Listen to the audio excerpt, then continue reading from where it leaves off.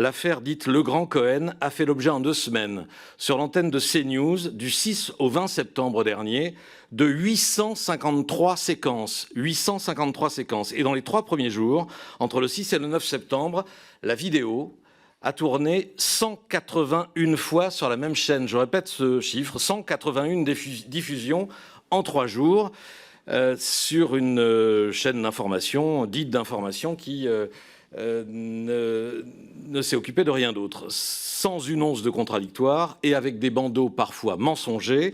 Ainsi, le 8 septembre, Legrand et Cohen veulent s'occuper de Dati, phrase qui a encore été répétée ces derniers jours sur les antennes d'Europe 1 et de CNews, et hier ici même par monsieur le rapporteur en interrogeant la présidente de Radio France, et qui n'a jamais été prononcée, qui ne figure pas dans ces vidéos. C'est donc un mensonge.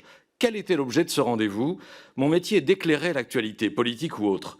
Et entre chaque intervention, puisque je parle à heure fixe, de nourrir mon information et ma réflexion en lisant beaucoup et en échangeant avec des élus, des responsables politiques, souvent au téléphone, parfois autour d'un café ou au cours d'un déjeuner, comme le font tous les journalistes politiques et tous les ministres et responsables politiques. Je dis simplement, imagine-t-on des spécialistes santé ne pas rencontrer de médecins ou des journalistes chargés des crimes et délits ne pas voir de policiers. Ce jour-là, 7 juillet, il s'agissait d'un café, 5,80 € pour 2 cafés, payés de ma poche, à l'occasion d'un rendez-vous que nos 2 interlocuteurs politiques avaient sollicité, pas tellement pour nous livrer des informations et pour discuter d'un positionnement, d'une stratégie que nous avions l'un et l'autre assez vivement critiquée.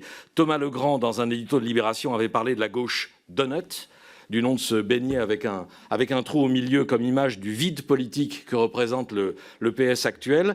Pour ce qui me concerne, dans un édito du 25 avril 2025 sur France Inter, je faisais ce constat. Les socialistes aujourd'hui ne se parlent qu'à eux-mêmes. Avez-vous déjà entendu le PS débattre du fond? Le 6 juin, après le vote des adhérents, au PS, la stratégie est floue, l'avenir incertain. Olivier Faure peut se contenter d'être l'homme le plus riche du cimetière.